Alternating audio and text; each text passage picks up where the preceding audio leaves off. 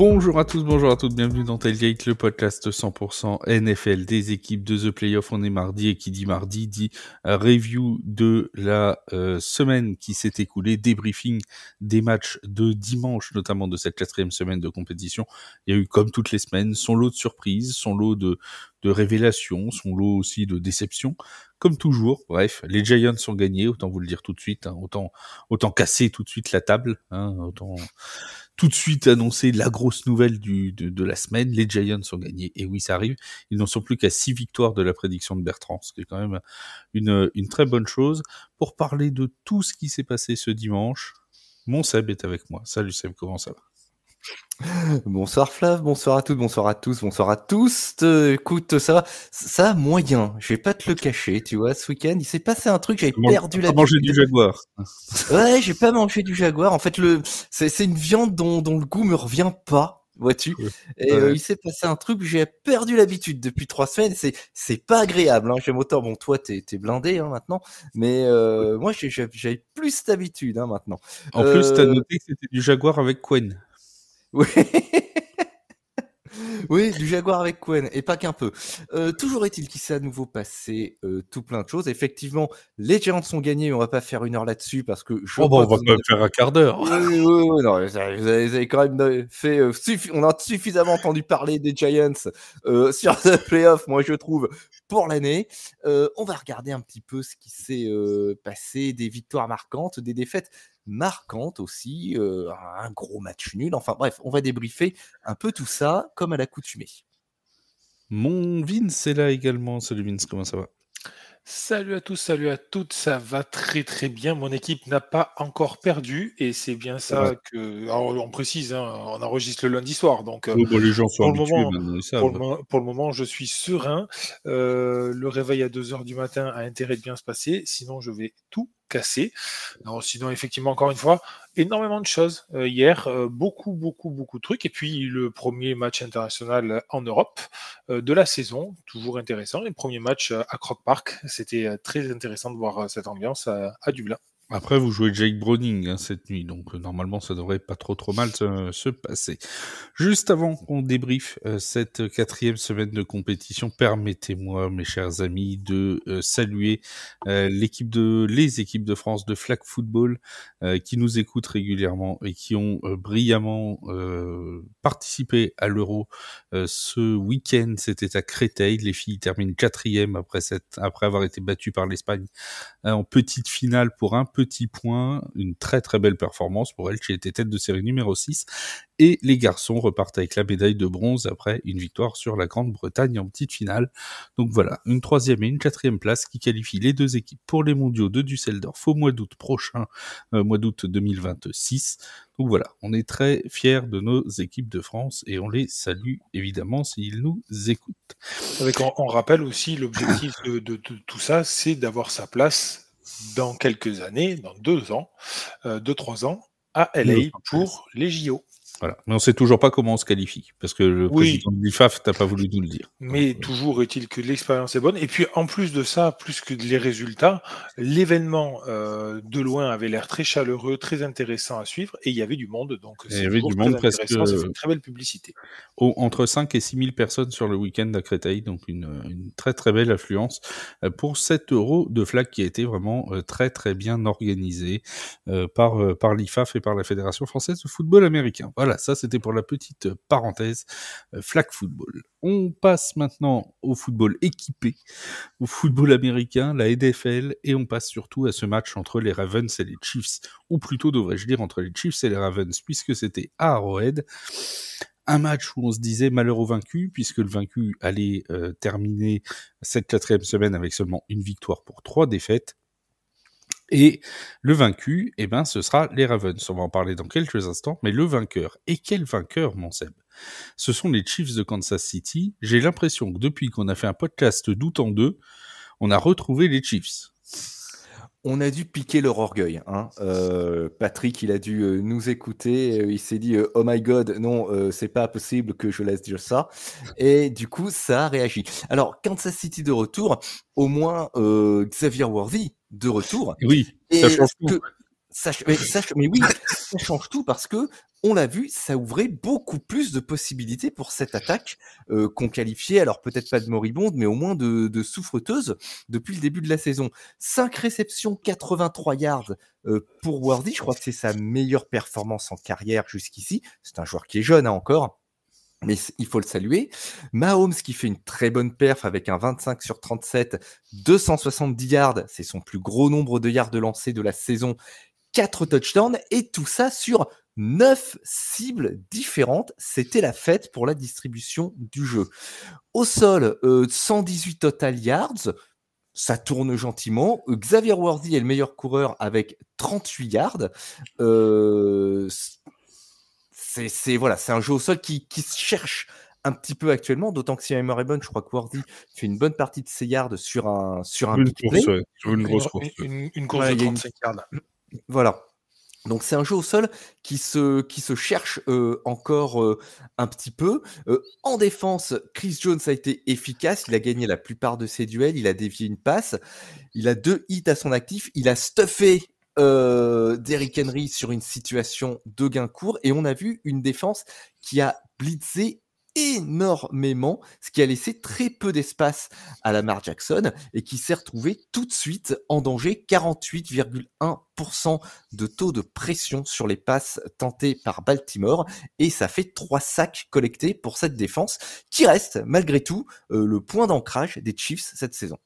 On a eu notamment, tu parlais de la défense, on a eu un très très bon Nick Bolton sur les phases de blitz. On a eu un très bon Karl Aftis aussi, Léo Chenal qui, si ma mémoire est bonne, fait une interception. Donc voilà, vraiment une très très belle performance pour la défense des Chiefs de Kansas City. Mais il le disait, Seb, Vince, peut-être celui qui a tout déclenché, c'est Xavier Worthy. Il n'était pas là sur les premiers matchs et l'attaque était un petit peu brinque-ballante. Il est arrivé et on a l'impression que tout s'est illuminé du côté d'Arrowhead. Enfin, Patrick Mahomes trouvait sa cible sur le jeu long. Enfin, il avait quelqu'un pour vraiment faire mal à ses défenses.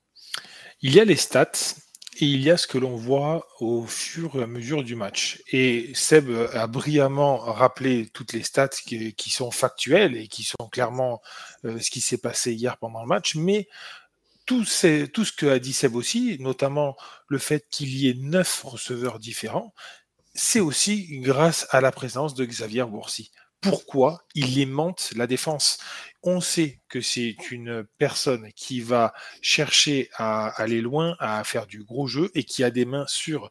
Donc forcément, il va être ciblé en défense, souvent par du double plateau, comme on a pu beaucoup le voir hier soir d'ailleurs, ou même si c'est pas du double plateau, le safety, qu'il soit strong ou free de son côté, va avoir un œil beaucoup plus avisé sur lui que sur les autres. Donc, les autres se retrouvent beaucoup plus ouverts. C'est naturel, c'est comme ça, c'est mathématique. Et ça, ben, on ne le voit pas dans les stats. On ne voit pas combien d'ouverture a créé Xavier Worthy juste en étant sur le terrain. Mais cette présence, elle est monstrueuse en fait, et on se rend compte de cette différence. Ça ne peut pas être juste un retour comme ça qui peut déclencher autant de passes de Patrick Mahomes, autant une confiance retrouvée, autant de receveurs différents. La défense des Ravens en face, c'est pas les derniers des peintres non plus. Donc attention, ils sont là, on sait ce qu'ils sont capables, mais pour autant, la présence de ce joueur a été une aide phénoménale à la mise en place du jeu offensif et notamment du jeu aérien. D'ailleurs, on le voit, le jeu aérien a été pourvoyeur de 4 touchdowns, ce qui est vraiment très bon. Et comme on le dit tout le temps et on aime le rappeler dans chaque podcast que l'on fait, le jeu aérien ouvre la passe, le jeu aérien ouvre la course, le jeu à la course ouvre le jeu aérien. Tout ce qui a manqué peut-être à Xavier Worthy, c'est un touchdown, puisque ça a distribué, il n'a pas marqué, lui. Il y a eu du Smith-Schuster, il y a eu, il y a eu Thornton, je crois. Hollywood Brown. Ouais. Mais Xavier Worthy n'a pas marqué. Thornton également. Et Pacheco aussi. Voilà, il a été utile dans bien d'autres aspects.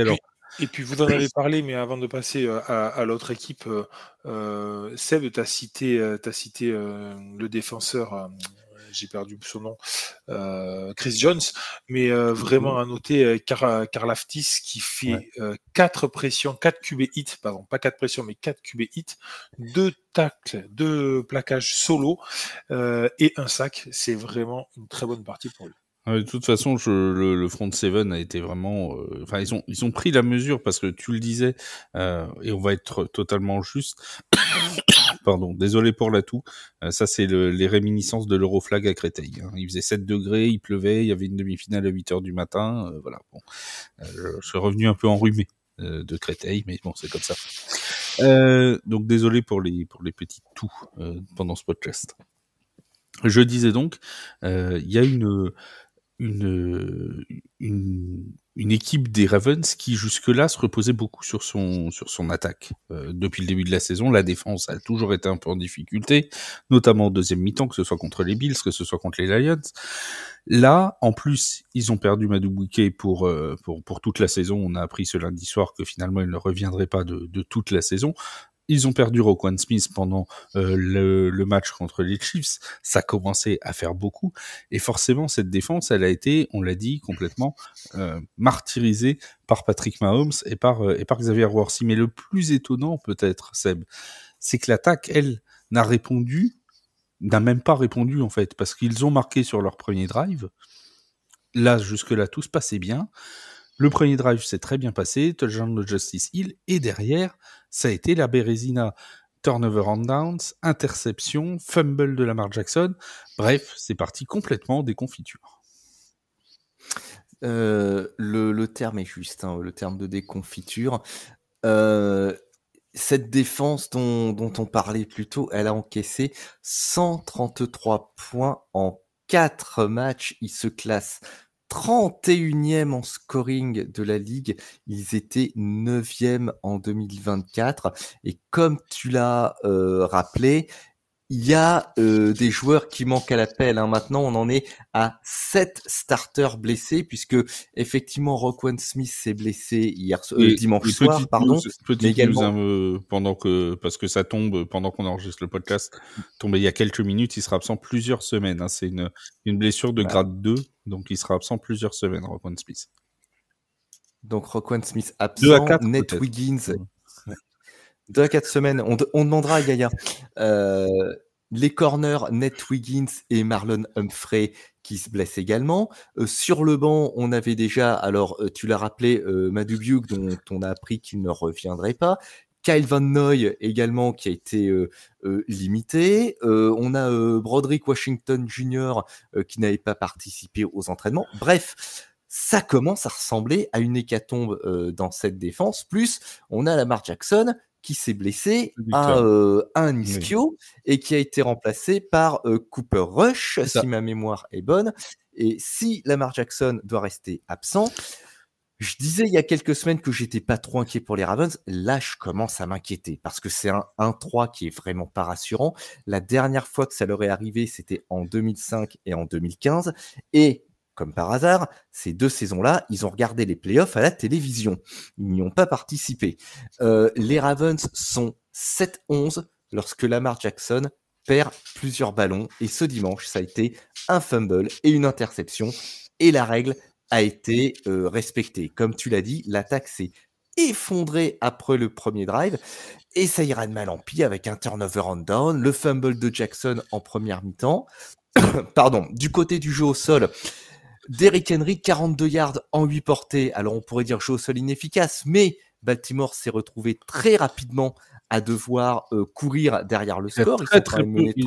Pardon, je te coupe, Seb. Il a très très peu porté le ballon, notamment en première période. Hein. Il était sur le banc 80% du temps, Derrick Henry. 8 portées au total. Et surtout le coureur avec le moins de yards de l'équipe. Hein. C'est incroyable. Hein.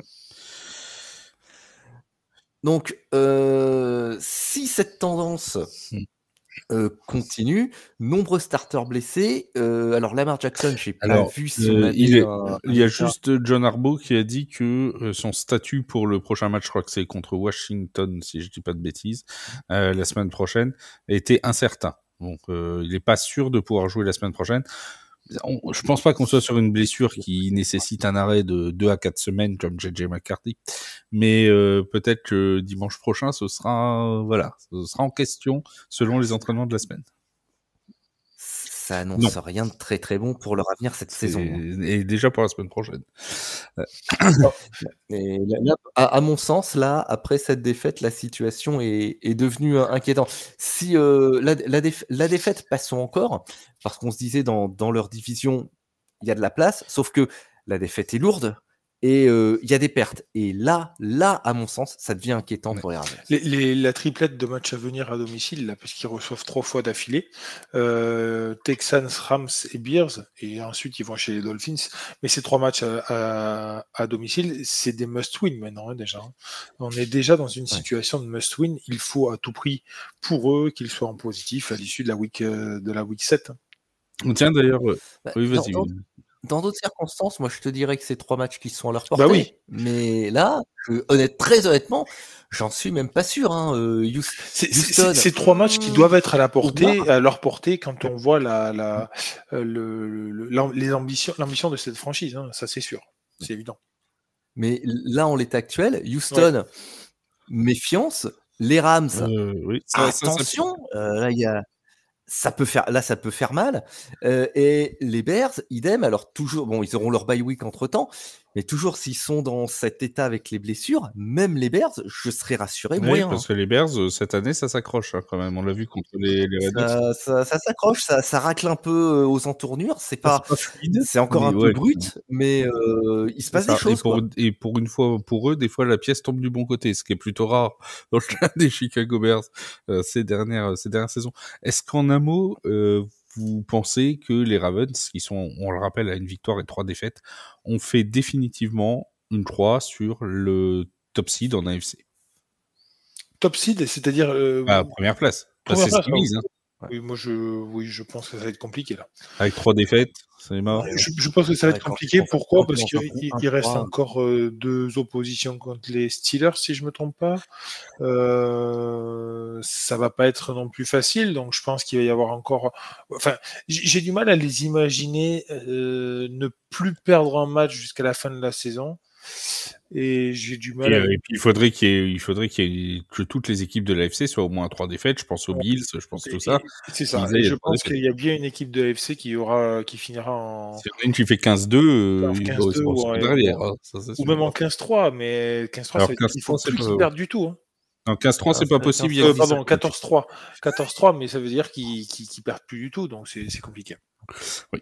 C'est compliqué, surtout qu'on sait que la division, même si elle est ouverte, reste accrocheuse. C'est toujours une division où il est difficile de faire 6 victoires dans la division dans l'année. On passe à un autre match, un match qui nous a tous surpris. Un match absolument incroyable. Une victoire des Giants, il fallait bien qu'on en parle. En plus, on n'a même pas Yaya aujourd'hui. C'est quand même dingue. Une victoire des Giants, 21-18. Et alors, pas contre n'importe qui. Les Giants, qui n'avaient pas gagné un seul match depuis le début de saison, battent les Chargers, qui n'en avaient pas perdu un seul depuis le début de saison. Autant vous dire que là, est-ce qu'on est sur l'exploit de l'année, Seb? Est-ce que c'est déjà l'effet Dart? Est-ce que c'est le Darty Show? Ça y est, c'est le premier de une longue série. Je vais dévoiler les coulisses. Je vais dévoiler les coulisses. On a un Discord privé sur lequel on échange lors des matchs, hein, bien sûr, pour se régler un petit peu. Et Flav nous a fait un florilège de jeux de mots autour de Jackson Dart. Je vous épargne l'intégralité. Je vous assure, c'était insupportable. Vous savez pas ce qu'on subit au quotidien dans cette rédaction. Et comme je voulais faire sortir ça de la rédaction, j'en ai partagé quelques-unes à Benjamin Bernard pour salut par message aussi. Comme ça, si ça l'inspire pendant certains red zone, hein, si ça peut faire plaisir, on fait partager les copains. Voilà. Donc, les Giants, la victoire, 21-18 contre les Chargers. En effet, sur le papier, c'était franchement pas évident. Jackson Dart, clairement, dimanche soir, il a apporté quelque chose à l'attaque des Giants. Une énergie, une sorte d'enthousiasme. Alors, est-ce que c'est juste un effet coup de pied où je pense sur un match, ou est-ce que ce sera pérenne? C'est encore beaucoup trop tôt pour le dire. Statistiquement, 13 sur 20, 111 yards, un touchdown, 10 courses, 54 yards, un touchdown. Des chiffres de rookie. Mais notre homme marque quand même 2 fois, ou plus exactement, marque 1 fois et fait marquer, 1 fois. Sa capacité à courir, c'est peut-être une piste à explorer pour les Giants. Il y a clairement eu des jeux de course qui étaient designés pour lui lors de cette rencontre, hein. Ce sera peut-être même une piste à sérieusement explorer en l'absence d'un certain joueur dont on va sans doute reparler, un petit peu plus loin. Son premier drive à notre ami Jackson, c'est un drive de 80 yards pour 1 TD et il y a seulement un seul rookie qui a fait ça lors de son premier drive dans l'histoire de la NFL. Et est-ce que vous savez qui c'est? Non. Eh ben, c'est Patrick Mahomes. Alors Jackson Dart, nouveau Mahomes, je n'irai pas jusque-là, je laisserai Yaya se lancer dans ce type d'exégèse.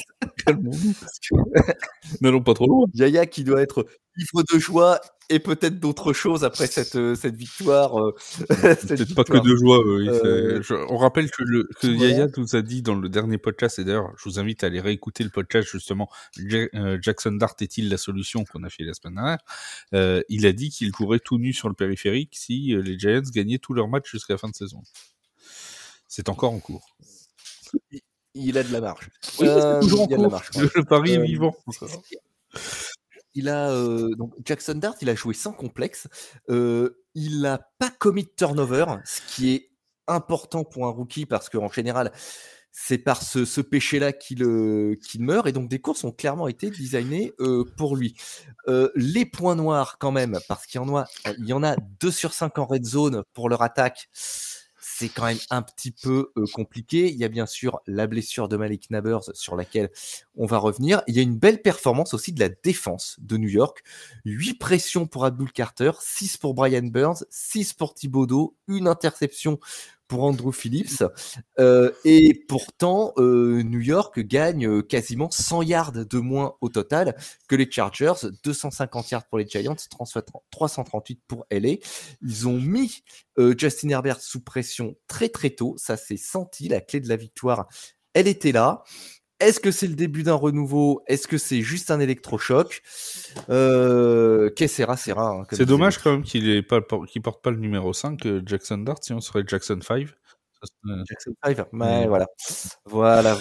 C'est ça. C'est notre quotidien, chers auditeurs. C'est ça. Pensez à nous. Bon, là, ce sera le 6e Dart, du coup. Ce sera bien. Vince, un avis sur Jackson Dart et sur... Alors, moi, c'est un joueur qu'ils ont surutilisé, surtout après la blessure de Malik Nabers, c'est Cam Skattebo, qui a été, il a eu le ballon, je ne sais pas combien de fois, j'ai pas la stat sous le... 25 portées. 25 portées. Le pauvre Cam, il était tout le temps. Ouais, mais 25 portées, on se rend compte, juste pour remettre dans le contexte, c'est plus que l'ensemble des portées de toute l'équipe des Ravens dont on a parlé avant. Voilà. Oui. Qui ont un jeu de sol très développé. C'est un joueur très puissant, c'est un joueur qui peut porter le ballon 20 fois dans le match. Ouais, puis il est aussi un peu sous les feux des projecteurs. Beaucoup jouent avec le nom qu'il a. Ça fait, c'est assez rigolo à prononcer. Les commentateurs, on envoie des compilations qui prononcent son nom. C'est assez rigolo. Donc, il joue. Il est un peu dans la hype en ce moment. Il est un peu dans la hype en ce moment, donc il en profite et puis son équipe en profite parce que clairement il fait 25 portées mais 3,2 de moyenne. Ça veut clairement dire qu'il arrive à avoir son first down quasiment tout le temps, donc c'est plutôt pas mal. Non. C'est mieux que Josh Jacobs la semaine dernière. Qui avait fait un match intéressant. Et voilà, vous allez m'en parler tout le temps, mais c'est fou. Bon. Vous voyez moi mon quotidien, hein, vraiment. Ouais. Regardez-les aux yeux de tout le monde. Sinon, pour revenir sur Jackson Dart, oui, il a mis au cœur de la cible.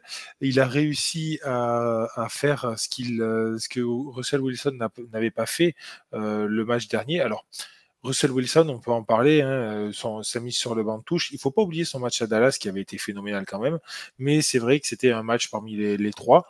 Hier, en fait, la grosse différence qu'on a vue avec Russell Wilson, c'est un QB mobile. La ligne, clairement, elle est défaillante à New York, on le sait. Je ne pensais pas Jackson Dart capable d'encaisser autant de coups et surtout d'aller chercher des yards au contact, parce que le bonhomme, il s'en est créé des yards après contact. C'est pas le genre de QB à se laisser glisser tout le temps et avoir peur du contact. Il y allait, notamment sur son TD d'ailleurs. Mais quand il y a un mur, il y va. Hein. C'est une dart au mur. Hein. Mais c'est dur. C'est très très dur. Mais voilà, en tout cas, Reste concentré. c'était une performance vraiment, vraiment intéressante de la part de toute l'équipe de New York. On l'a dit, mais la défense a aussi eu son mot de manière incroyable. 12 touchés sur le QB adverse. C'est pas pour rien que Justin Herbert finit avec 2 interceptions. 2 interceptions et 2 sacs. Donc c'est très bien parce que cette équipe-là, elle arrivait en grand favori dans l'état du New Jersey au Midlife. Et au final, elle ressort avec une grosse défaite parce que même s'il n'y a que 3 points, je pense qu'il n'y avait quand même pas grand monde qui avait prévu cette défaite. Et au jeu du tanking, je ne sais même pas si elle arrange vraiment New York. Avec Darty, c'est le contrat de confiance, quoi. On y va carrément. Alors. Allez, on passe au suivant. Alors, on va passer. Non, on va rester sur les Giants. On va parler de Malik Nabers quand même. Parce que ça, c'est la grosse tuile. Ouais. Ça, c'est so Giants, j'ai envie de dire. Pour une fois qu'ils réussissent un bon match, pour une fois qu'ils réussissent à gagner, il leur faut une tuile. On va déjà passer une grosse dédicace à tous nos G-men qui nous pleurent au quotidien. Bertrand, Yaya, Charles, le boss. Il y a tous ceux qui ont Malik Nabers en fantasy aussi. Ouais. Pensez à eux. C'est parce que, donc on rappelle le contexte, un deuxième quart-temps. En plus, c'est sur un jeu gratuit, si je dis pas de bêtises. Oui. Il y a un flag. Jackson Dart cherche très profondément sur Malik Nabers qui, on l'a appris ce lundi, même si on s'en doutait déjà, finit par avoir un ligament du genou qui lâche. Et donc, fin de saison pour Malik Nabers, c'est Vince la très très grosse tuile pour New York. C'est la très grosse tuile pour New York. Alors, avant de penser à la franchise, on va penser aux joueurs parce qu'il avait été phénoménal l'année dernière. Et et clairement, une blessure au croisé, c'est vraiment difficile de s'en remettre. Enfin, difficile de s'en remettre, non. Mais dans un sport où la compétitivité est vraiment impressionnante et où il y a toujours du monde qui va venir, sa place, il va falloir aller la rechercher derrière. Après, il a prouvé beaucoup de choses. Il est jeune, j'espère qu'il va vraiment s'en remettre. C'est un joueur que j'apprécie énormément de par son explosivité, ses qualités athlétiques. Et j'ai été forcément le premier déçu quand je l'ai vu blessé. On a très vite compris, hein, tu l'as dit toi-même, même lui, il l'a dit tout de suite, il a dit pour moi, c'est les croisés. Et bon, malheureusement, c'est comme ça. So Giants. J'espère qu'il nous reviendra vite et en pleine forme. De toute façon, sa saison est terminée puisque c'est 6 mois minimum.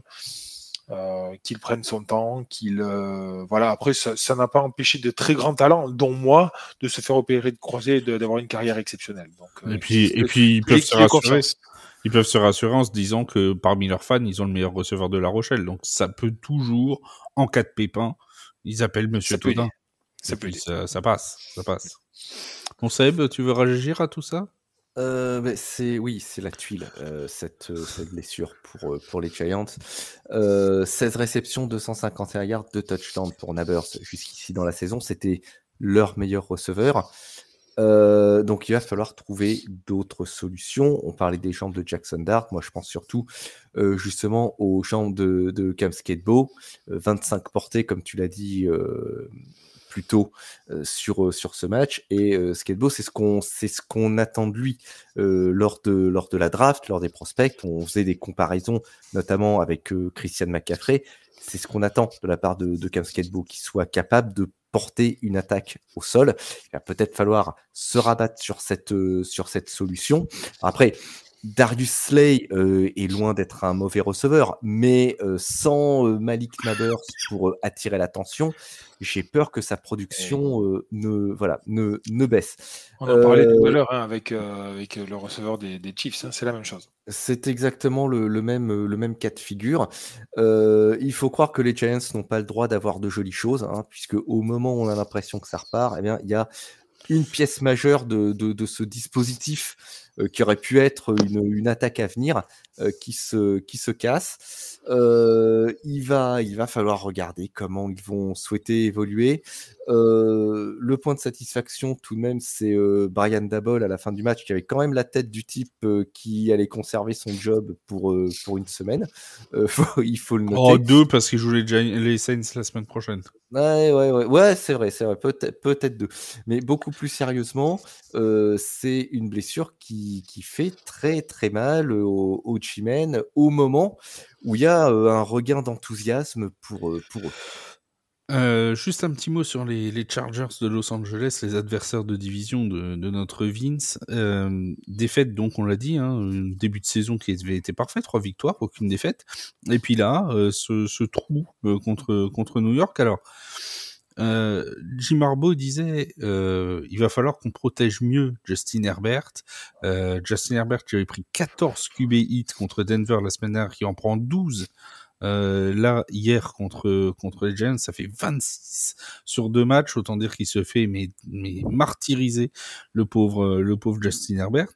Et forcément, bah, ça se ressent sur cette attaque des Chargers, avec notamment, alors après je vais vous laisser développer si vous avez des stats, mais avec Ladd McConkey qui fait seulement une réception, alors qu'il est targeté 6 fois, 11 yards pour Ladd McConkey, c'est très très peu par rapport à ce qu'il nous avait montré l'année dernière. Est-ce qu'il y a lieu, Vince, d'être inquiet pour les Chargers ? Non, pour moi c'est un hommage de leur côté. Là où on peut avoir de l'inquiétude et où je pourrais vraiment en avoir, c'est ce qu'a dit Harbaugh, c'est la protection du QB. Ça c'est un problème. Ça, c'est un sujet.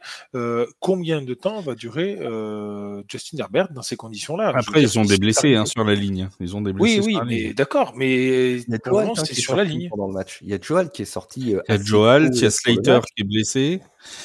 Pour le moment, c'est sur la ligne. Mais derrière, qu'est-ce qu'il en est Justin Herbert, il va tenir combien de temps ? Il est jeune, il est puissant, d'accord, mais à un moment donné, je sais pas, tu l'as dit, 26 QBI dans 2 matchs, vous vous rendez compte, c'est pas des petites poussettes qui se prennent les bonhommes, là, c'est des tanks qui arrivent à 30 km/h. Donc, non, c'est ça qui me fait un peu peur pour eux. Après, très franchement, la physionomie du match, il fait 23 sur 41 parce qu'ils sont derrière. Ils reviennent quand même dans le 3e quart, mais ils sont même, à un moment donné, ils sont même pas loin de passer devant. Et puis bon, ils se loupent, ils se foirent. Bon. Ouais, ils ont un dernier drive pour essayer de passer devant, d'ailleurs. Ouais. Je veux dire, s'ils passent devant à la fin, on n'a pas du tout le même débrief. Bon, ça reste une défaite, c'est clair, mais je veux dire que de manière générale, ils ont eu quand même plus de jeux, ils ont développé plus de choses. En fait, ils ont perdu la bataille des turnovers et c'est ça qui a créé le match, quoi. Et mon Seb, montre à ce petit Vince ce que c'est qu'un vrai match de running back. Un vrai match intéressant de running back. Parle-nous d'Omarion Hampton. Le vrai match intéressant de running back, c'est Omarion Hampton. 12 portées, 128 yards, 10,7 yards de moyenne par portée. Mesdames et messieurs, vous mettez la balle sur le ventre de cet homme, vous avez un first down, c'est extraordinaire. Et un touchdown. Omarion Hampton, c'est le gros point de satisfaction. Tu rajoutes 37 yards à la réception en plus. Et il y a 37 yards à la réception. En 5 sur 5. Ouais. 5 targets, 5 réceptions, 37 yards. Donc c'est le gros point de satisfaction de ce match pour les Chargers. Tu parlais de la contre-performance de Ladd McConkey. Alors, difficile pour un quarterback de délivrer des passes à sa cible préférée quand il se fait frapper 12 fois dans le match. Néanmoins, Quentin Johnson, lui, fait son match. 8 réceptions, 98 yards, 1 touchdown. Keenan Allen, quoi qu'on en pense, quand on a besoin de lui, il est là. 5 réceptions, 37 yards. Est-ce qu'il faut s'inquiéter ? Pas sûr. Est-ce qu'il faut s'inquiéter pour leur ligne ? Oui, puisque Joe Alt qui sort... Et ça, pour la mienne aussi, il faut s'inquiéter, mais ça, c'est un autre débat. Joe Alt qui sort, on l'a vu, ça a fait très très mal. Et il a été remplacé par Austin Deculus, qui a alloué 6 pressions sur 36 phases de passe lors de son passage au poste de tackle. Ses collègues en ont alloué maximum 4. On a un problème sur le poste de tackle à Los Angeles. C'était une mauvaise journée au bureau, moi je veux bien le croire. Si l'absence de Alt devait se confirmer, j'ai peur que les mauvaises journées au bureau se multiplient. Alt contrôle supre. Voilà. Après, voilà, les Chargers sont une équipe de division. Ils ont gagné leurs 3 matchs de division. Ils perdent après. Bon, oui, ça c'est sûr. Vaut mieux perdre à la rigueur celui-là contre les Broncos la semaine dernière. C'est sûr, hein, ils préfèrent celui-là. Clairement, vaut mieux perdre celui-là. Ça c'est à peu près certain. On va passer au match entre les Eagles et les Buccaneers. Et juste pour finir sur ce match-là, je suis désolé, mais un petit mot pour Max Mara aussi, qui est Max Mara. C'est pas Max ? Non, c'est pas Max. Ah, c'est John Mara, mais pourquoi j'ai dit Max ? John Mara, pardon, qui c'est vrai qu'il s'est fait diagnostiquer, qui est malade aussi, puisqu'il est diagnostiqué cancer. Donc c'est vrai que chez les Giants, voilà, c'est le directeur SEO des Giants.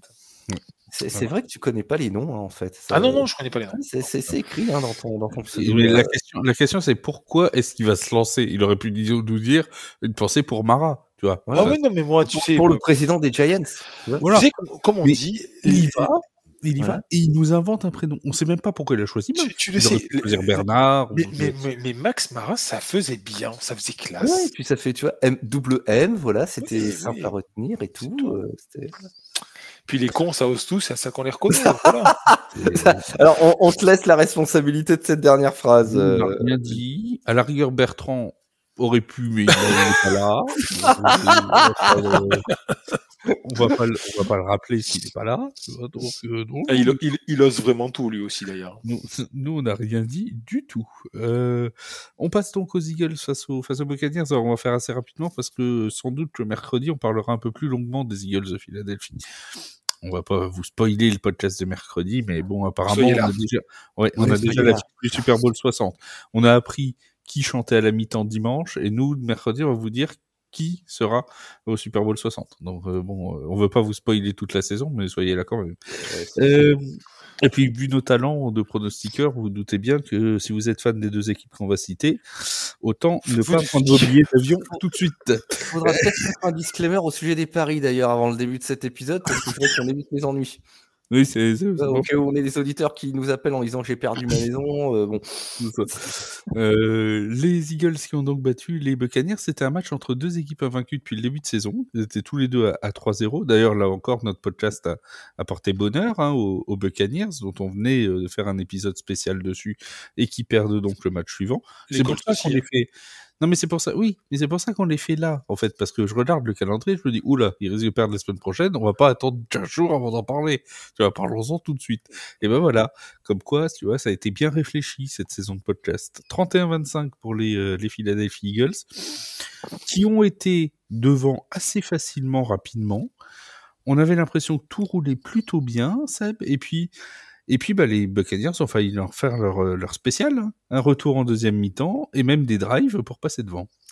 Alors, tu m'as posé la question de cette façon ce matin, c'est a-t-on retrouvé les Eagles de 2024 ? Ma réponse sera non. Voilà, parce que ils ont quand même dû lutter jusqu'au. C'est vrai que j'avais posé cette question-là. Je savais même plus que j'avais posé. Tu me l'as posé comme ça, donc moi la réponse c'est non. Ils ont lutté jusqu'au bout pour arracher ce match.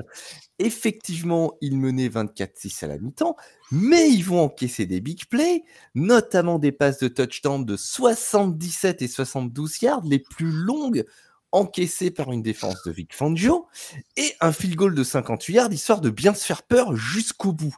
Leur attaque va faire 5 3 and out en deuxième mi-temps, et ne gagnera que 16 yards et 3 first down pendant cette même deuxième mi-temps. Histoire de couronner tout, t'as deux O-line qui se blessent, Len Johnson et Tyler Steen. Johnson, d'ailleurs, ne reviendra pas. Dallas Goedert et Jalen Hurts vont se blesser aussi, mais ils reviennent en cours de match, ainsi que, alors lui j'écorche son nom à chaque fois, je suis désolé, Ogbo Okoronkwo en défense. Ça a été un vrai... très bien. Alors, t'as vu dire, non seulement il était très bien prononcé, mais en plus toi tu lui as pas inventé un prénom. Oui, voilà, parce que moi j'ai eu la prudence de le noter. Si non, parce que toi tu le rappelais. Ah non, mais moi je l'ai lu tout à l'heure quand j'ai dit Max. Ah oui, d'accord. Ah, c'est lui le plus. Il a Ouais, dit, c'est j'ai plus pas grave oublié. que ce que je pensais. J'avais mal noté, mais j'avais mal pris mes notes.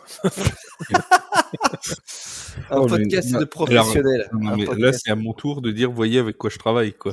Vous voyez le le truc. podcast, Avec le qui? podcast Avec des qui? Pas pros avec du quoi? virtuel. Avec qui? Oui, c'est Donc le tout ça, talent, il nous dit. Le talent. ouais, le talent. Tout ça pour dire que ce match, au final, ça a été un vrai test mental pour Philadelphie, qui s'est franchement fait peur sur cette rencontre. Le résultat est assuré. Alors, on peut discuter de la manière, effectivement, parce qu'on a une deuxième mi-temps qui est vraiment vide offensivement et qui pourrait, ne pas pardonner contre des clubs un peu mieux armés que Tampa Bay. Mais on a des Eagles qui sont encore dominants, mais dont la domination n'est pas aussi franche que la saison passée. Attention, ça n'en fait pas une équipe sur le déclin. C'est peut-être un Mince, petit j'allais coup faire de un podcast. post-super... Ah, t'allais faire un podcast dessus, désolé. C'est peut-être un petit coup de post-Super Bowl Blues qui se fait sentir. Ils n'ont pas craqué jusque-là. Je pense qu'ils ont les ressources pour vraiment limiter les dégâts de cette gueule de bois post-Super Bowl. Mais ce match-là, il devrait servir de signal d'alarme quand même. Alors, Ouais, juste, vas-y, ils vite. ont aussi l'effectif pour éviter cette gueule de bois. Après, là, Saquon Barkley était très muselé, enfin assez bien muselé quand même, puisqu'il fait que 2,3 yards de moyenne à la course, c'est pas non plus énorme. Un très bon Et match. puis, pardon? C'était un Un très match bon match, intéressant. je trouve, un match. Et puis A.J. Brown est passé complètement au travers. 2 réceptions pour 7 targets avec seulement 7 yards. Mais c'est Goddard qui a brillé, ça devrait te faire plaisir. Mais d'accord, ok, Et qui a mis son mais, poste de sécurité. mais pour autant, A.J. Brown est targeté 9 fois, c'est 2 fois plus que Goddard qui est le deuxième à être targeté 4 fois. Donc, Le pire, c'est, bon, il y a deux choses qui m'ont frappé dans ce match. La première, c'est que, parce que je l'ai regardé, je peux rien vous cacher, je vais rien cacher à nos auditeurs. J'avais le Red Zone sur la télé et ce match-là sur mon ordinateur, puisqu'on on en faisait le résumé sur The Playoff. Et franchement, on avait l'impression que les Eagles étaient nettement au-dessus. Mais en deuxième mi-temps, tu vois, des fois sur un éclair de génie de Baker Mayfield, il y a 2 touchdowns de très longue distance quand même. T'en as parlé, Seb. Emeka Egbuka et c'est qui? C'est Bucky Irving Je crois que qui met Bucky. le deuxième. Voilà, c'est 2 éclairs de génie, bim, ça passe, et puis bah ça fait 14 points, ça les remet dans le match. Avec en plus un Chase McLaughlin qui est capable de nous taper des field goals à 65 yards, forcément, bah tout ça te laisse Tampa Bay dans la course. Alors, il y a Philadelphie qui va retrouver la défense au meilleur moment en interceptant Baker Mayfield dans l'end zone, etc. Mais vraiment, on a l'impression, ça avait tout l'air d'être un match. Il s'appelle Mike Evans, le receveur star, mon cher. Il s'appelle pas Max, il s'appelle Mike. Non, parce qu'en plus, il nous fait des triviales poursuites dans le chat interne pendant qu'on parle. Tu vois, ça va être oui, comment s'appelle cette personne? Donc il y a eu ces éclairs de génie de Tampa Bay, et t'avais vraiment l'impression que c'était sur courant alternatif, quoi, que c'était vraiment par intermittence que ça jouait, et pourtant ça a failli marcher. Et l'autre action, et ça je suis sûr que Vince, ça t'a plu, toi. Tu as vu le touchdown de Saquon Barkley? non, je me souviens plus. Et ben voilà. Eh ben, tu regardes, je te renverrai la vidéo. En fait, ils se mettent en formation touche-push. Sauf qu'en fait, mais oui. il envoie Saquon Barkley en débordement. Et en fait, la défense est tellement sûre que ça va partir en touche-push.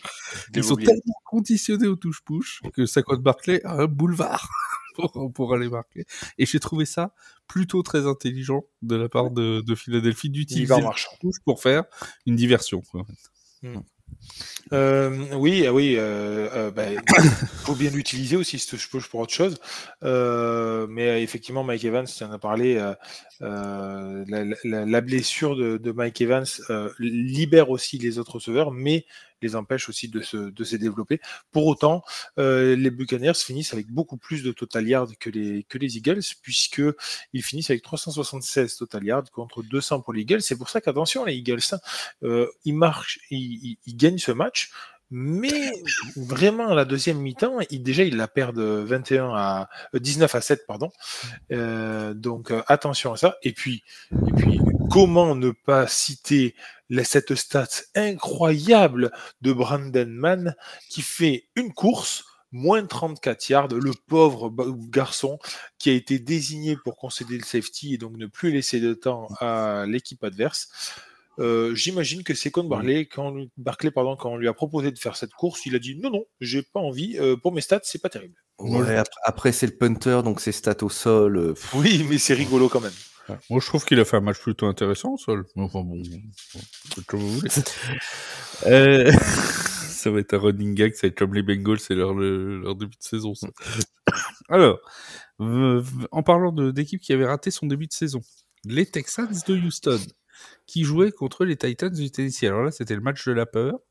0-3 pour les deux équipes, duel de division FC Sud.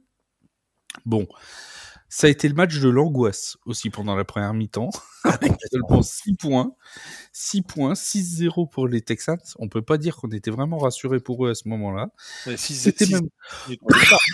Attends, j'allais y venir. C'était même le match de l'angoisse jusqu'au début du 4e quart-temps, puisqu'il y avait toujours 6-0 pour les Houston Texans. Et puis, dans le 4e quart-temps, tout s'est ouvert, mon Seb. Alors, est-ce que vraiment cette première victoire des Texans est de nature à te rassurer? C'est compliqué. Alors, tout a été compliqué. Le visionnage est compliqué pour commencer. J'ai regardé le Game in 40 sur le League Pass. Le pauvre gars qui a dû monter le Game in 40. Ah là là, mais c'était quand même une grosse angoisse à regarder. Donc, une première mi-temps compliquée pour Houston, mais j'ai envie de dire, comme d'habitude, ils se permettent quand même de rater un field goal de 54 yards. Et puis, ça va se lâcher en deuxième mi-temps. 2 touchdowns en 3 drives, dont un marqué après une incursion en red zone. C'est là aussi, c'est un petit peu inédit pour eux cette année, qui leur permet de se mettre à l'abri. CJ Stroud fait un match correct, 22 sur 28, 233 yards, 2 touchdowns. Intéressant la performance du running back Woody Marks. 17 courses, 69 yards, 1 touchdown, et il ajoute 4 réceptions, 50 yards et 1 touchdown. Il va peut-être s'affirmer comme le nouveau starter dans cette équipe. Est-ce qu'on peut dire qu'il marque des points du coup ? Il marque des points exactement pour devenir le nouveau starter. Dans cette équipe, dans cette escouade offensive qui a bien du mal à se trouver cette saison. Il y a un point par contre qu'on passe un peu sous silence depuis le début de la saison, c'est la défense de Houston. Elle passe sous le radar de tout le monde parce qu'on est un petit peu aimanté par les problèmes d'attaque des Texans, mais cette défense, elle joue très bien depuis la première journée. Elle est 5e en scoring, elle a encaissé 51 points en 4 matchs, 13e à la passe, 16e contre la course, et c'est grâce à ça que Houston ne coule pas plus qu'elle ne coule actuellement. Et d'ailleurs, cette défense, dimanche, il y a eu une interception pour Derek Stingley, 2 sacs pour Daniel Hunter, 7 passes défendues au total, collectivement, et 6 plaquages pour perte, et ils n'ont encaissé que 3 jeux de plus de 12 yards. Alors, est-ce que Houston rassure ? Eh ben, ça, on va le voir la semaine prochaine, puisque, comme on l'a dit, il va falloir affronter les Ravens de Baltimore. Ravens de Baltimore, qui sont pas tout à fait les Ravens de Baltimore en ce moment. Il y a peut-être un créneau à prendre pour Houston. Surtout vu la défense des Ravens, c'est là qu'il va falloir augmenter offensivement, quoi. Absolument, il va falloir enfin protéger CJ Stroud, mais ça on le dit depuis le milieu de la saison dernière. D'ailleurs, on a eu c'est les Titans qui ont fait un sac magnifique. Oui, j'ai plus le nom du joueur. Ça y est, je l'ai perdu, mais je vois très bien l'action dont tu veux. Dont tu veux parler, le plus rapide de l'histoire. Ce sac qui est réalisé à peine la balle. C'est Jeffrey Simmons, voilà. Il ne veut pas toucher par la ligne. Quoi. La balle est à peine snappée qu'il est déjà sur le dos de ce pauvre CJ Stroud. Donc, rassurez, bon, Houston débloque le compteur. À titre personnel, c'est pas assez pour me rassurer sur leur cas parce que, une fois de plus, ça n'était que Tennessee et ça a quand même été compliqué pendant une mi-temps. Est-ce que pour toi, Vince, c'est un match qui est de nature non peut-être pas à te rassurer, mais de nature à lancer la saison des Texans. Est-ce qu'on peut se dire que ce 4e quart-temps, quelque part, ils ont trouvé des solutions, on a parlé de Woody Marks, ils ont trouvé des joueurs capables de faire des différences, et c'est peut-être ce qui leur manquait pour avoir un peu de confiance pour pouvoir enfin lancer leur saison. Oui, ok, d'accord. d'accord. Alors, je t'ai pas demandé une réaction de bistrot. Non, mais j'entends ce que tu dis, c'est pas ça. Mais c'est encore une chance, t'as des oreilles. Il faut quand même nuancer le propos. Il gagne 26-0, 20-0 dans le 4e quart, contre une équipe des Titans qui était aux abonnés absents, apathique complet, qui loupe 2 field goals dans la première mi-temps. Il aurait pu avoir la mi-temps à 6-6, et le match derrière, il n'est pas du tout pareil. Hein. Vraiment. Parce qu'après, derrière, forcément, les Titans sont obligés de courir au score, ils prennent plus de risques. Le jeu de course, à la fin, devient quasiment inexistant de la part des Titans. Elle a raison, on est derrière le haut score, il faut accélérer. Oui, il le gagne ce match, mais attention, c'était pas non plus si beau que ça. C'est leur dernier quart qui les sauve, qui leur permet de voir un peu le soleil au-dessus des nuages. Attention à pas retourner dans ces nuages et dans ce brouillard, parce que le calendrier à venir n'est pas si facile que ça. Seb l'a clairement dit, la défense tient la route. Moi, je ne m'attendais pas autant que ça de cette défense-là. Max qu'ils ont pris cette saison, c'est 20 points, donc c'est vraiment bien. Maintenant, il faut que l'attaque retrouve de sa splendeur, retrouve de sa stature. Hier, on a vu déjà la petite étincelle. Il faut que maintenant le feu grandisse et inonde un peu toute cette attaque. Mais il y a du boulot, clairement, il y a du boulot. J'en fais pas encore un de mes favoris pour les playoffs, ça c'est clair. Question. J'avais hésité à faire de cette question un podcast d'1 heure, mais bon, j'ai eu pitié de Seb. Question. Les Tennessee Titans sont-ils la pire équipe de NFL cette année? Par où tu veux qu'on commence? On commence par où? L'attaque? L'attaque, oui, tu veux. 28e en scoring, 32e à la passe, 28e à la course. La défense, 30e en scoring, 22e à la passe. On va avoir des sacrés concurrents pour le faire. 29e à la course. Enfin, je sais pas si on a des fans de Tennessee parmi nos auditeurs, mais vraiment, les gars, je suis avec vous. Hein. Je suis avec vous parce que la dépression, c'est compliqué comme maladie, et ça suffirait à vous y faire sombrer. Brian Callahan a abandonné le play calling en attaque. Ça n'a pas suffi. 175 malheureux yards en offense ce dimanche. 3,8 yards par jeu. Alors, c'est peut-être une stat intéressante, mais mon Dieu que c'est pénible. Pas de touchdown, 2 field goals manqués, seulement 2 touchdowns marqués en 4 matchs. Il n'y a rien qui fonctionne. Alors, je peux même pas jeter la pierre à Cam Ward, leur premier rookie, leur QB rookie, parce que il est tellement mal entouré. Je veux dire, pauvre de lui, quand tu regardes les skills players, t'as quoi? T'as Tony Pollard, Calvin Ridley, et sorti de ça, Tyler Lockett, il est aux abonnés absents.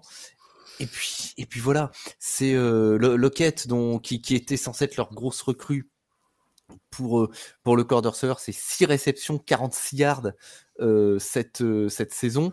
0 sur 4 tiers. Ouais. Et au sol, c'est vraiment pas terrible, quoi. Tony Pollard, c'est 68 courses, 261 yards, 3,8 yards par portée, c'est pas mauvais, mais idem, il est pas aidé, il a pas de jeu aérien pour essayer d'écarter les défenseurs. C'était le premier shutout, c'est-à-dire le premier match avec 0 points marqués pour les Titans depuis 2019. C'était un 16-0 contre les Broncos de Denver, oui Vincent. Et c'était le 3e de l'histoire du club. Leur prochain match, c'est Arizona, Las Vegas. Ensuite, ils reçoivent New England. Je vois pas ce qu'ils peuvent gagner là-dedans. Et vous voulez une bonne nouvelle? Vous voulez passer de bonnes fêtes de Noël? Il y a un Saints Titans le 28 décembre. Le 28 décembre. 28 décembre, je vous jure, il y a Saints Titans en week 17. Alors, je ça sera le Sunday Night Football, c'est sûr. Je vais me permettre de donner un conseil parce qu'en plus c'est la période des fêtes. Les fêtes quand t'es seul, c'est un petit peu dur. Ne regardez pas ce match si vous êtes seul. Faites pas ça. Faites-vous accompagner. Imagine que ce podcast vieillit si mal que le 27 décembre, on te ressorte ça et que les deux équipes sont dans une forme olympique. Et... Non, je vois pas. Là, alors là, je sais pas. Ou alors, t'as dans les 30 autres franchises, tous les starters ont fait une crise cardiaque et puis ils sont allés chercher les types qu'ils n'ont pas pris à la draft pour compléter les effectifs. Moi, je vois pas. Non, Tennessee, malheureusement, on aura pas mieux cette saison. Qui va être, il va être beau. Moi, j'ai hâte. Ça va être du fun à regarder. Il y a du fun en barre. Il y a un monde dans lequel ils sont à 0-15 tous les deux à ce moment-là. Et on repense à Wake qui nous avait dit que les Titans allaient être une des surprises de cette division. Et que les Colts seraient nuls. Ouais. Alors, oui, enfin, si on veut, c'est une surprise, effectivement. Pour Wake, ça doit être une surprise. Mais c'est peut-être pas la façon dont ils l'entendaient. Non, malheureusement, j'ai peur que. Je vois même pas quand j'ai regardé ce match et que j'ai regardé un petit peu, vraiment vite fait, ce qu'ont fait les Titans cette saison. Je vois pas de marge de progression sur ces 4 ans. Je vais être juste avec Wake. Vous savez ce qu'il m'a dit samedi sur le bord du terrain quand on regardait la finale Italie. Quand j'ai parlé Non, Italie-Autriche de flag. Il m'a dit, tu vas voir, je te le dis, tu vas voir que les Patriots demain, ça va cartonner parce qu'ils vont retrouver Gonzalez en défense et c'est ça qui va vraiment lancer leur saison. Et tu vas voir demain les Patriots vont cartonner. Il m'a dit ça samedi. Force est de constater que les Patriots se sont très bien comportés en week 4, donc Wake ne dit pas que des bêtises.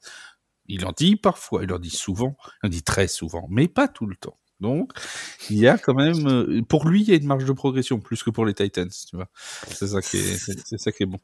Mon Vince, les Titans, pire équipe de la NFL, ou c'est les Saints, ou c'est une autre? Bon, c'est encore compliqué à dire là pour le moment, mais c'est vrai qu'il y a rien qui va. Ils n'arrivent pas à mettre un pied devant l'autre. On serait pas un commentary en live du Saints Titans? Oh non. Non, moi je suis malade. Non, je suis en vacances. Non, c'est pas possible. Je connais déjà mon arrêt maladie, je suis malade. Je serai dans l'avion pour.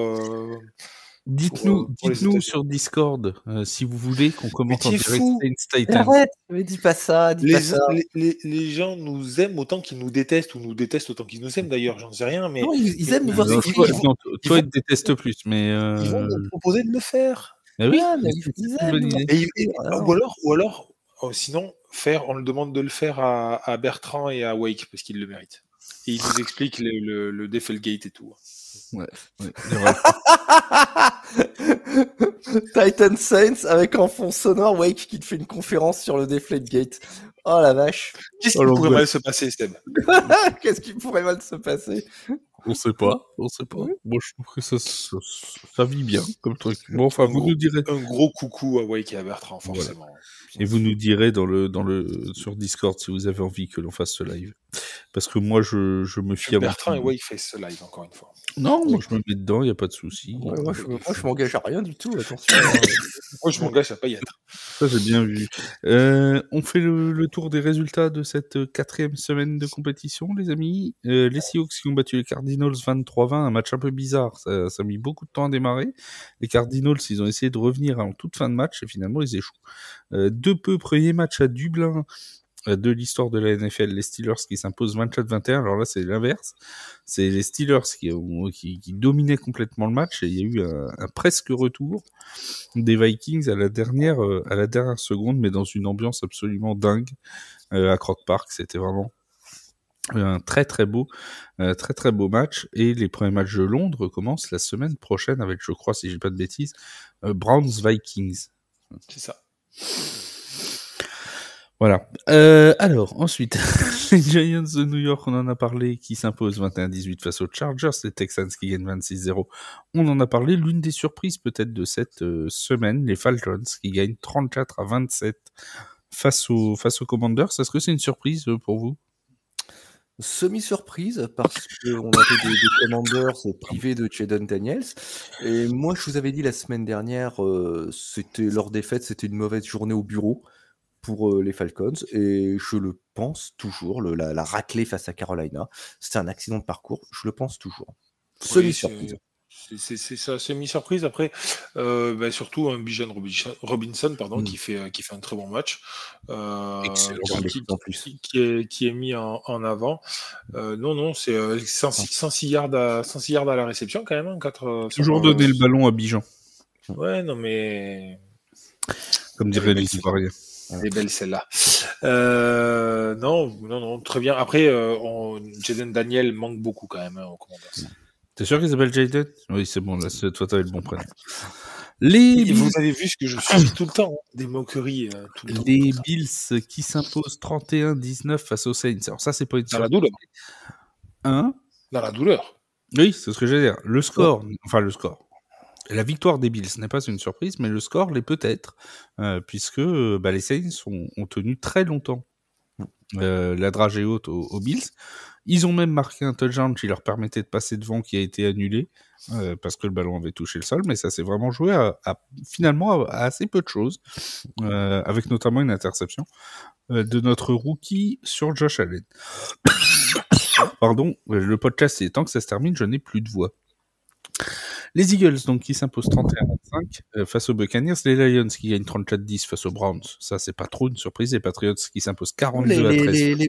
Les Browns qui ont tenu pendant un certain temps dans le match. En fait, ils ont fait comme les Ravens. Ils ont tenu assez longtemps et puis après, en fin de match, ça se décante seulement en fin de match. Et comme je vous l'ai écrit sur le Discord, moi, je pensais en regardant le match que si les Browns avaient un petit peu plus de puissance de feu en attaque, le match aurait pu être différent, parce que leur défense passe beaucoup de temps sur le terrain, et j'ai même honnêtement pensé qu'ils tiendraient Détroit à 20 points, ce qui est déjà un exploit en soi.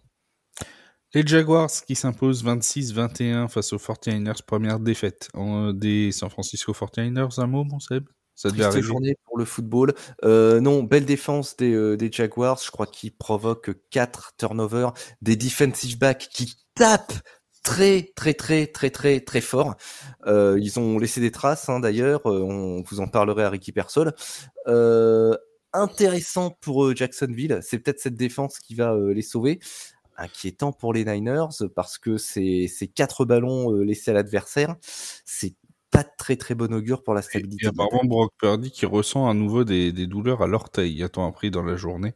Après, ce match de dimanche aurait-il repris un peu tôt? Peut-être aurait-il dû faire comme JJ McCarthy et s'arrêter 2 à 4 semaines. Les Rams de Los Angeles qui s'imposent 27-20. Là aussi, première défaite d'école. Si tu voulais en parler, mon Vince.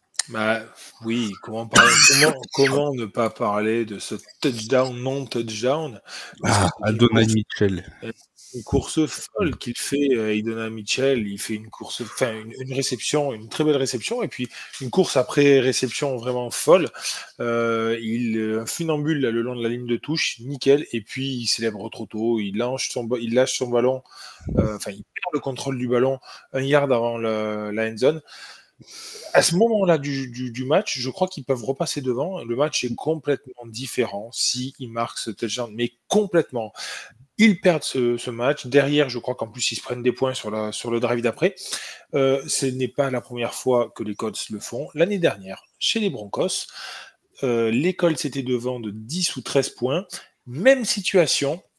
Sauf que c'était Jonathan Taylor à l'époque qui a le ballon dans les mains, qui franchit la end zone, sauf qu'il lâche le ballon 1 yard avant, et les Colts ont perdu le match après. Pareil ici. Ça ne leur sert pas de leçon, c'est bien dommage, parce que c'est une équipe que j'apprécie, qui font vraiment un très beau jeu.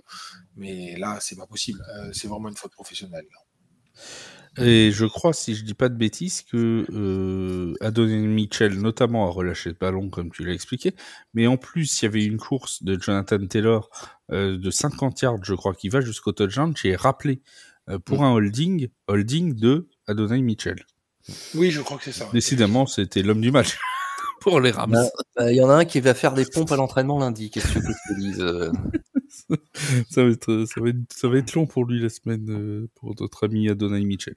Mais bon, c'est comme ça, que voulez-vous, il y a des semaines moins faciles que d'autres. La suite des scores, les Chiefs ont battu les Ravens 37-20. Les Bears se sont imposés 25-24 sur un coup de pied bloqué, c'est décidément la spécialité de cette année. Un field goal bloqué à la dernière seconde. Et les Packers face aux Cowboys 40 partout. Vous avez bien entendu, 80 points, 40-40 à la fin de la prolongation. C'est le premier match nul de la saison. Gros match, hein, mon Vince. Gros match. Puis vraiment deux équipes là qui ont été hyper offensives. On connaît un peu maintenant l'explosivité des Packers, mais je les attendais pas aussi offensifs et je les attendais surtout un peu plus défensifs. Les deux QB s'en sortent très bien, 31 sur 43 pour Jordan Love, 31 sur 40 pour Dak Prescott. Un jeu de passes et de courses assez réparti des deux côtés, puisqu'on a 35 courses pour Green Bay, 31 réceptions pour 36 lancés pour Green Bay, et 26 courses pour 38 lancés de la part de Dallas. Donc, c'est un match très intéressant à voir. Franchement, si vous avez le temps d'y jeter un coup d'œil, regardez-le techniquement, tactiquement. C'est un match très offensif. N'essayez pas trop de regarder la défense. C'est pas là où vous allez voir des très bons jeux.